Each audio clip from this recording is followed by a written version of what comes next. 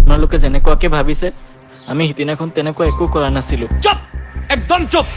যদি ৰাব্বানী সোয়ামে যোৱাকালি ঘটনাস্থলীৰ পৰা যদি পলায়ন নকৰিলে হয় তেওঁৰ লগত এনেকুৱা ধৰণৰ ঘটনা সংঘটিত হ'লহেঁতেন। যি নেকি 13 ফিল্মখনত তেওঁৰ লগত যিটো ঘটনা সংঘটিত হৈ আছিল, যি ধৰণে উত্তপ্ত পৰিস্থিতি দেখা গৈছিল সেই ফিল্মখনত, ঠিক তেনেদৰে যোৱাকালিও ৰাব্বানী সোয়ামৰ লগত তেনেধৰণৰ উত্তেজিত হৈ থকা পৰিস্থিতি সেই ভিডিঅ'টোৰ জৰিয়তে দেখা গৈছে। সেই কথাটো এই ভিডিঅ'টোত স্পষ্টভাৱে প্ৰকাশ পাইছে যে যাক খুব বেছি সামাজিক মাধ্যমত ভিডিঅ'টো ভাইৰেল হৈ আছে। ৰাব্বানী সোয়ামৰ এখন গাড়ীত উঠি আছে আৰু ৰাইজৰ উত্তেজিত পৰিস্থিতি দেখা গৈছে।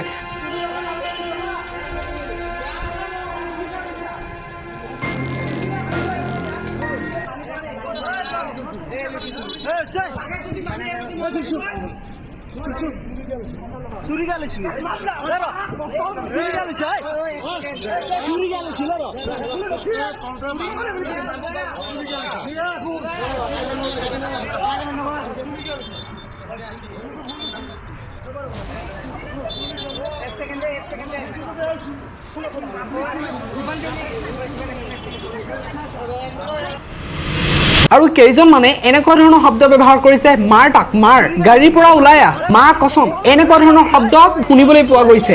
13 ছবিখনত যি নেকি তেওঁৰ লগত এটা ঘটনা সংঘটিত হৈছিল, ঠিক তেনেদৰে ৰাইজে যি উত্তেজিত হৈ আছিল, ঠিক তেনেদৰে যোৱাকালি সংঘটিত হ'লহেঁতেন ৰাব্বানী সোয়ামৰ লগত তেনেকুৱা ধৰণৰ ঘটনা যদি পলায়ন নকৰিলে হয়।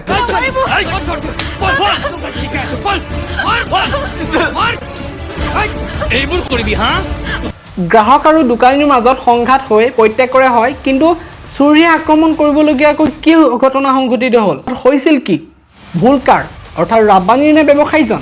আপোনালোকে যেনেকুৱাকে ভাবিছে আমি সিদিনাখন তেনেকুৱা একো কৰা নাছিলো। চুপ, একদম চুপ। এইটো প্ৰমোচন ভিডিঅ' নেকি? বহুতৰে মনত প্ৰশ্ন হৈছে যে ৰাব্বানী সোয়ামৰ আহিবলগীয়া নতুন ছবিৰ প্ৰমোচন মাৰি আছে, কিন্তু হয়নে?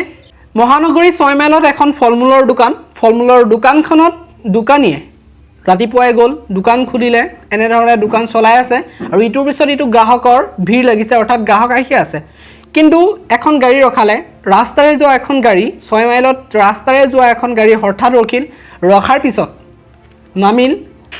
হয়তো তেওঁ ফল মূল কিনিবলগীয়া আছিল আৰু ফল মূলৰ দোকানলৈ গ'ল আৰু তাৰ পিছতেই দোকানীক চুৰিয়ে আক্ৰমণ কৰি পলায়ন কৰে। সকলোৰে প্ৰশ্ন হৈছে যে যদি ৰাব্বানীয়ে দোকানীকেইজনক নামাৰি যদি কেনেবাকৈ দোকানীকেইজনে ৰাব্বানী সোয়ামক যদি মাৰিলে হয় তেনেহ'লে কি হ'লহেঁতেন? হয়তো এতিয়ালৈকে দোকানীকেইজন জেলত থাকিল হয়। এতিয়া অকল আমি এক পক্ষৰ পৰাই আমি গম পাই আছোঁ যে ঘটনাটো হৈছিল কি, অৰ্থাৎ দুই পক্ষৰ পৰা গম পোৱা নাই। কাৰণ এটা পক্ষৰ পৰা আমি গম পাই আছোঁ, অৰ্থাৎ দোকানীকেইজনে জনাইছে যি হৈছিল তেওঁৰ লগত, কিন্তু ৰাব্বানী সোয়ামে জনোৱা নাই তেওঁৰ লগত কি হৈছিল। এটাও এটা প্ৰশ্ন, কাৰণ আমি ঘটনাটোৰ সন্দৰ্ভত তদন্ত গোটেইখিনি জানিব লাগিব। কাৰণ দুইটা পক্ষৰ পৰা যেহেতু কাজিয়া হৈছে আৰু কাজিয়া কিহৰ কাৰণে হ'ল দোকানীকেইজনে মন্তব্য কৰিছে, কিন্তু ৰাব্বানী সোয়ামে এতিয়াও মন্তব্য কৰা নাই যে কিহৰ কাৰণে ঘটনাটো সংঘটিত হৈছিল। আৰু দোকানীজনে কোৱা মতে ৰাব্বানী সোয়ামে গাড়ীৰ পৰা নামিলে আৰু গাড়ীৰ পৰা নামি দোকানীজনক সুধিলে যে আম আছে নেকি, আৰু তাৰ উত্তৰ দোকানীজনে দিলে হয় আছে। সুধিলে ভাইটি কি আম আছে, মই ক'লো দাদা হিমসাগৰ আছে, দচৰি আছে, লেঙেৰা আছে। আৰু তাৰ পাছত সুধিলে লেঙেৰা ক'ৰ? লেঙেৰা আছে। কৈছে লেঙেৰাটো ক'ৰ? মই কৈছোঁ দাদা লেঙেৰাটো আপোনাৰ বিহাৰৰ লেঙেৰা হয়।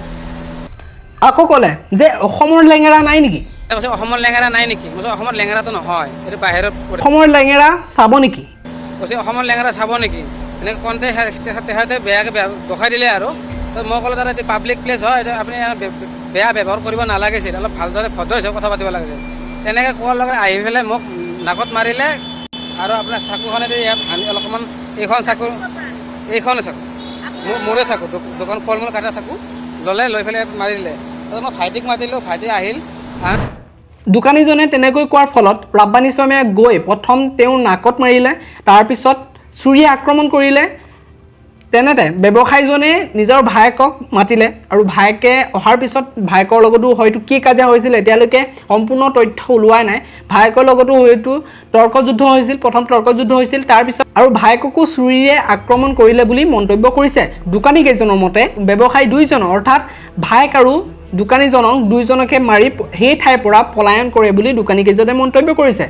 এটা এক পক্ষৰ পৰা ক'বলৈ গ'লে ঘটনাৰ শেষ কাৰণ এটা পক্ষৰ পৰা আমি গম পালোঁ যে ঘটনাটো কি হৈছিল এতিয়া ৰাব্বানী ছয়মৰ পৰা একো ধৰণৰ মন্তব্য অহা নাই কাৰণ তেওঁলোকতো কিবা ধৰণৰ কিবা ঘটিব লাগিব এনে হয়তো তেখেতে ইমান এটা সাধাৰণ কথাত মাৰি দিব নেকি আমাৰতো তৰ্ক চবৰে হয় অৰ্থাৎ গ্ৰাহক আৰু দোকানীৰ মাজত তৰ্ক হোৱাটো স্বাভাৱিক কিন্তু চুৰি আক্ৰমণ কৰিবলগীয়াকৈ তৰ্ক কি হৈছিল এতিয়া আমি ৰাব্বানী ছয়মে মন্তব্য কৰিলেহে আমি গম পাম যে আচল ঘটনাটো কি হৈছিল তেওঁ আচল ৰহস্য ওলোৱা নাই আচল ঘটনাটো কি হৈছিল আমি এটা পক্ষৰ পৰা জানিলে নহ'ব কাৰণ দোকানীজনৰ পক্ষৰ পৰা আমি শুনিছোঁ তেনেকৈতো ঠিকে আছে দোকানীজনৰ ভুল নাই একো ধৰণৰ ভুল নাই তেখেতে কেইটামান কৈছিল যে অভদ্ৰ নেকি মানে পাব্লিক প্লেছত এনেকুৱা ধৰণৰ মন্তব্য কৰিছে অভদ্ৰ নেকি বুলি কোৱাৰ ফলতে ৰাব্বানী ছয়মে দোকানীকেইজনক প্ৰহাৰ কৰে অৰ্থাৎ চুৰিয়া আক্ৰমণ কৰে প্ৰথম নাকত মাৰে তাৰ পিছতে চুৰিয়া আক্ৰমণ কৰে বুলি দোকানীজনে মন্তব্য কৰিছে এতিয়া প্ৰশ্ন আঘাত কৰিবলগীয়াকৈ কি হৈছিল এতিয়া এটাই অপেক্ষা ৰাব্বানী ছয়মে মন্তব্য কৰিব বা কিবা ধৰণৰ পোষ্ট কৰিব সোশ্যাল মিডিয়াত কি হৈছিল ঘটনাটো সবিশেষ ৰাব্বানী ছয়মে এতিয়া মন্তব্য কৰিবলৈ বাকী কাৰণ ৰাব্বানী ছয়মে মন্তব্য কৰিলে সকলোখিনি ইকুৱেল হৈ যাব অৰ্থাৎ দোকানীজনৰ লগত হৈছিল কি মানে ৰাব্বানী ছয়মৰ লগতনো কি হৈছিল বা দোকানীকেইজনে ৰাব্বানী ছয়মক কিবা কৈছিল নেকি সেই কথাখিনি এতিয়াও জানিবলৈ আছে এতিয়া আমি একটা পক্ষৰ পৰা আমি কথাখিনি গম পাইছোঁ দুইটা পক্ষৰ পৰা গম পালে হয়তো আচল ৰহস্য উদ্ধাপন হ'ব